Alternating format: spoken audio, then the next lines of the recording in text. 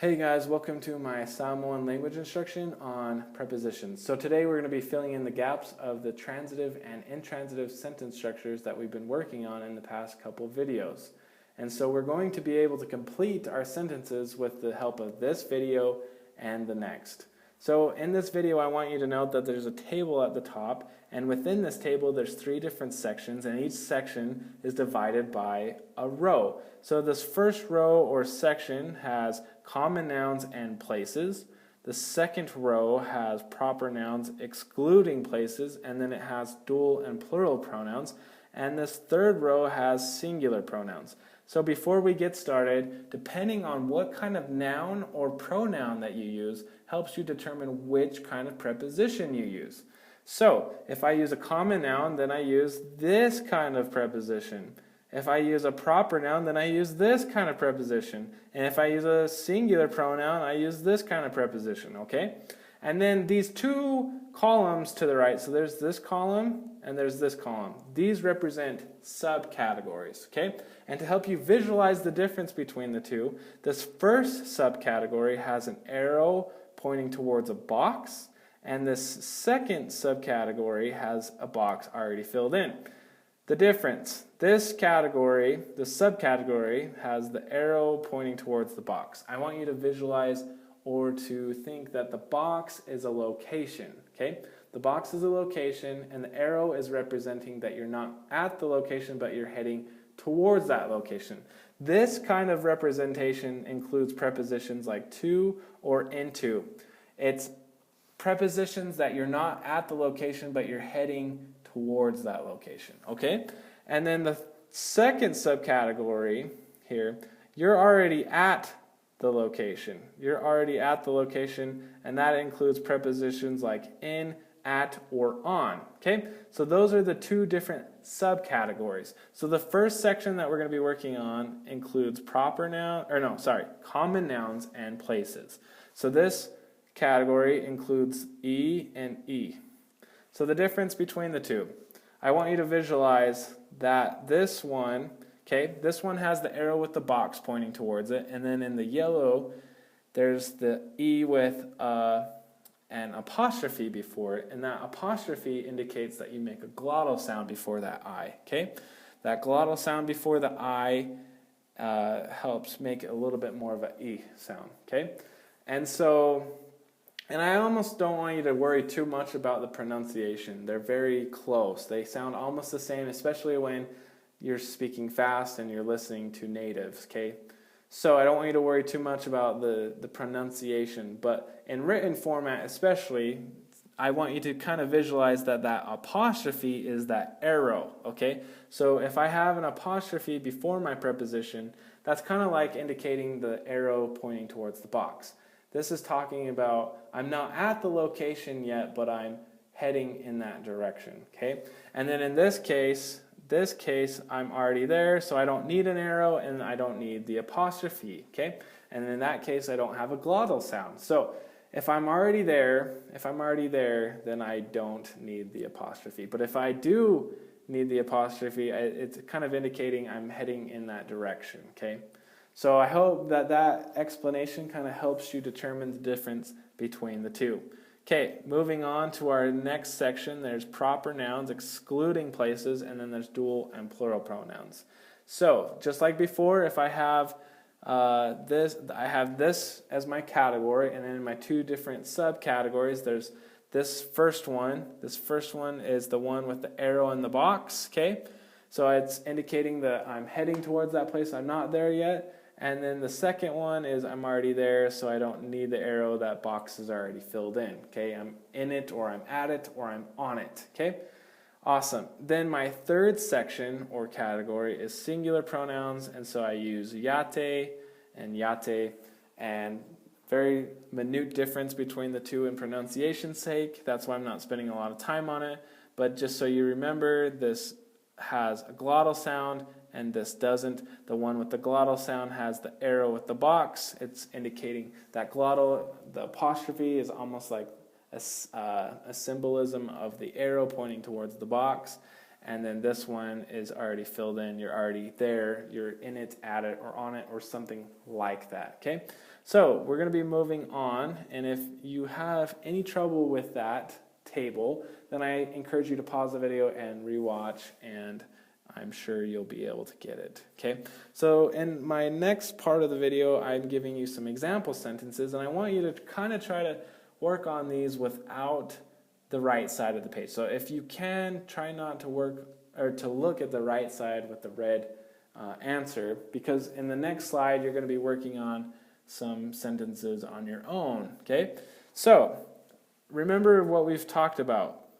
We have our tense marker, action, okay, tense marker, action, plus there might be an E, and then there's a doer, okay, and then honestly, this action, there could be an adverb there, and this doer, there could be an adjective there. So basically, this tense marker, action, then there might be an E and doer. That's just a quick and kind of like a condensed version of the sentence structures that I like to use. But honestly, this action part, it could have anything describing it, like an adverb, and this doer part is the doer plus anything describing it, so kind of like an adjective. Okay, so tense marker, action, doer, that just kind of helps me remember what kind of sentence structure I use with emphatic pronouns. Okay, so my first sentence that I'm giving you is I will go to Pongo Pongo. So let's try to translate this and try to do this without. So try to pause the video and try to translate this sentence without me explaining it to you. All right, so hopefully you were able to get it. If not, I totally understand. I'm going to walk you through these first sentences, and then you can work on the next ones on your own. So I will go to Pongo Pongo. We need to think, okay, what tense am I speaking in? Well, this will right here, that will kind of indicates future tense marker, so that's why I use the olea, okay? Olea. That is my future tense marker. Then the next thing I need to think is, okay, what is my predicate phrase? My predicate phrase includes my verb and anything describing that verb, like an adverb. That's go. Is there any adverb in the sentence, though? Well, no, there's no adverb, so I will use my action, and that is alu, okay? And then, who's the one doing that action? Well, that is I in this case, and so that is au, okay? So tense marker, action, doer. Is there any adjective, though, describing this? Nope, there's nothing. So the next thing that we need to go on is the preposition. So my preposition is to, okay? And then my to, that indicates that I'm using one of these in this subcategory. I'm using the arrow with the box, okay? So the next thing I need to think about, okay, Pongo Pongo, where does Pongo Pongo fit in these sections? Well, Pongo Pongo is a place, and that is actually the capital of American Samoa. So, Pongo Pongo is a place, so that means I use this preposition, okay? That's why to right here will be the E with the apostrophe, and then I'll have a little bit of a glottal sound on it, and then I finish off with the location. So the E is the preposition, but to finish off my preposition phrase, I need to include the location. Awesome. So let's move on to our next sentence. Our next sentence is, Jim slept in the house. First thing I need to think is, what tense am I speaking in? That's saw, so that's the past tense. Okay. Where is my action? Well, that's slept. Is there any adverb describing that verb? Nope, not in this sentence. So that's moi. And then who's the one doing the sleeping? That's Jim, so that will be see me. Then the next thing, there's no adjective, so let's go on to our prepositional phrase. Okay, so in the house. So in is already at that place. You are already there. So that's referring to the box that's already filled in. The next thing I need to think is, okay, house. Where is a house? Where would house fit in this?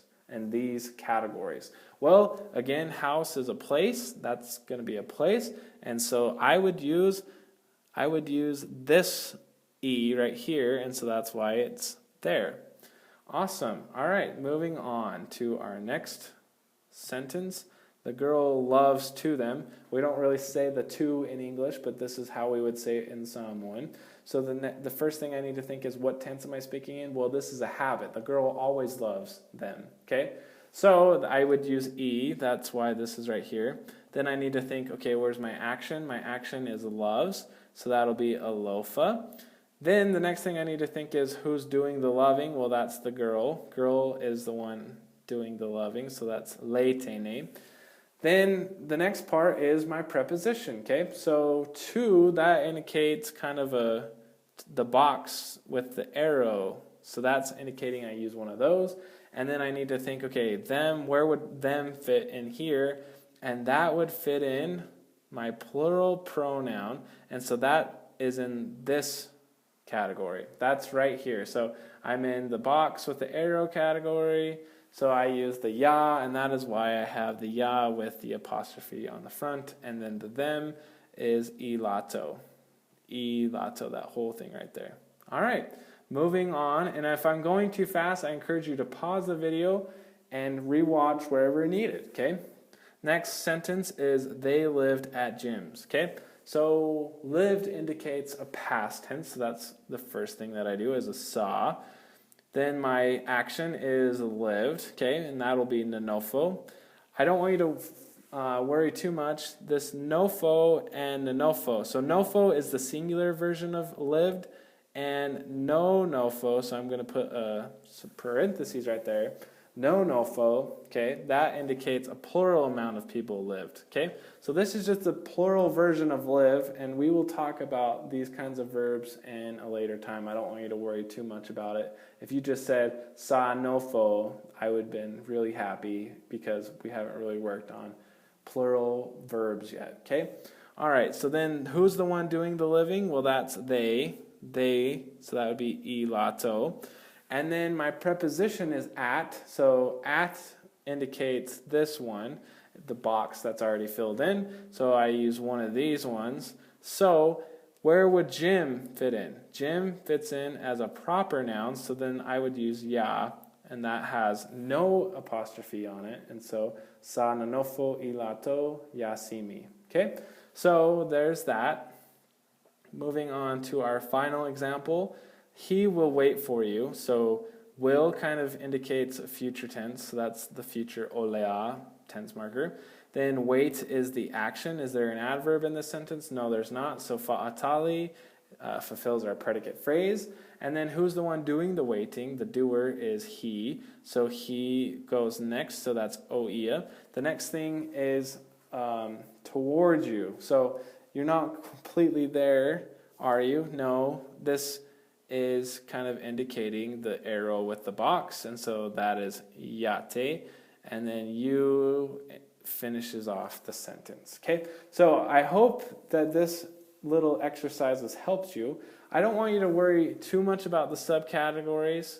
I mean, I do want you to worry about them, but those aren't the most important part. The most important part is getting these sections down, or these categories. So know that common nouns and places use this. Know that proper nouns, except for places, dual and plural pronouns use ya, and singular pronouns use yate. Okay, so that's the most important part, and then the subcategories are kind of just like the icing on the cake. Now, I encourage you to pause the video and replay and rewatch to review to help it stick with you, and try to work on those sentences on your own without my help. All right, moving on. These are sentences that I have given you that I want you to be able to work on your own.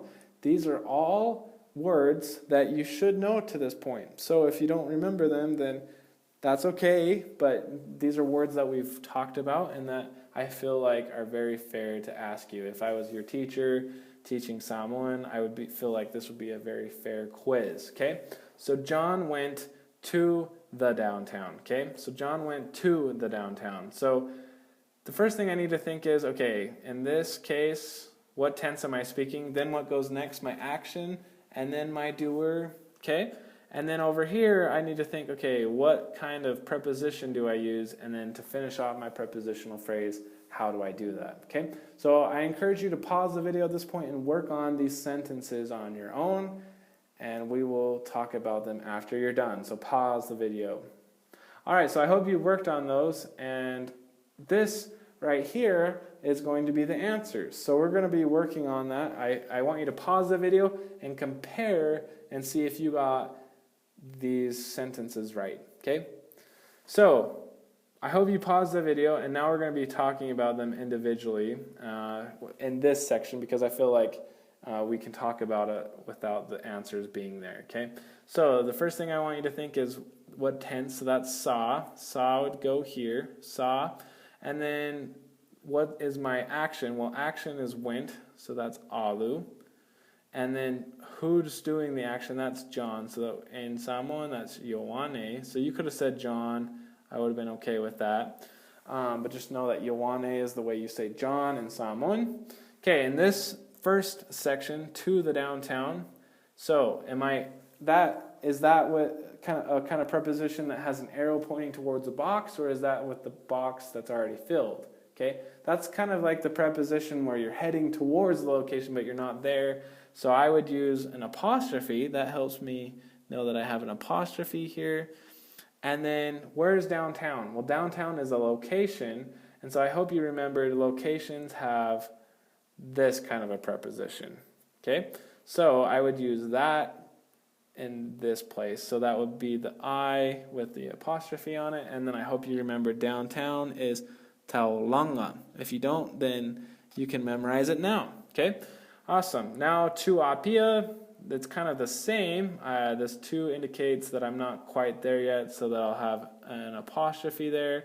That'll be an I, and then I'll just say Apia because Apia is a location, and it's kind of the same as that. It's a place, and I'm not quite there yet, and so I use the E with the glottal sound with it. All right, moving on. Mark sat. So what kind of tense is this? This is the past tense, saw. Okay, then my action is sat, so this would be nofo. I hope you remembered that. And then mareko, you could have said mark, mareko is the way you say mark in Samoan. And then on the chair, on kind of indicates that I'm already there, so that just, you don't need the apostrophe, so I just use the E. And then what kind of noun is this? This chair, what kind of noun is that? Well, let's look. Well, where would it be? That would be a common noun. The only thing I can think of is it's a common noun, okay? So then that would be E, and then the chair, I'm talking about a specific chair, so that'd be lei, a singular and specific chair, lei nofoa. Let's see if we got that right. That's the answer. We did great. Good job, guys. Now, moving on. The teacher worked. We're using a lot of past tense here, so you should have gotten saw. Then the work part is whaingaluenga. Hopefully you remembered that. Whaingaluenga. All right, and then the teacher is, for room's sake, I'm going to be down there. They whaionga. Okay, so those are some longer words. In Provo, so I'm already there. I don't need the apostrophe, so that's E Provo, because Provo is a location, so I just use E. And then at the school, same thing. I'm already there, so E le aonga, and I just use E because school is a location right here. So I just use this one because of a place. Okay, awesome. So we're using a lot of E's. Now let's switch gears a little bit. We're going to be using something that's not just an E. Okay. So, and I don't think that just these sentences alone are going to be enough. I hope you come up with your own sentences with prepositions, and I hope you read and come across some prepositions, and you can kind of determine, oh yeah, okay, that one is a common noun, so I use just an E. Oh, okay, yeah, that one's a proper noun, so I use a ya.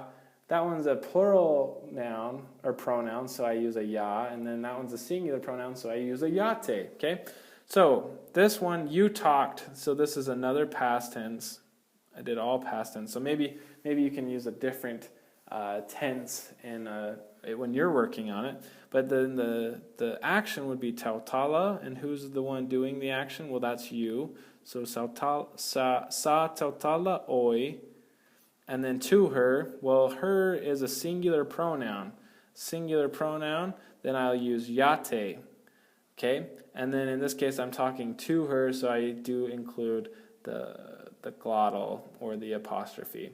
So, moving to this is ya te ia. And you could have put an oia right here, but a lot of times they'll omit the o. So, sa tautala oi ya te ia. Okay? So I hope that this little exercise helped you guys, and I hope you come up with your own sentences, and that when you're reading, you talk to yourself and say, okay, yeah, that makes sense why they use this preposition, because that preposition is in this section or category that we talked about in the video. So these are very important, okay? Remember where they are. And one thing I want to note, you'll see these without macrons. So this A that has a macron on top of it, and these ones included, you'll see these prepositions in written Samoan all the time without macrons. Just remember, you do give that A an extra emphasis, and it has a macron on top of it. All right, guys. Until next time, toi fe loa'i, fa soifua.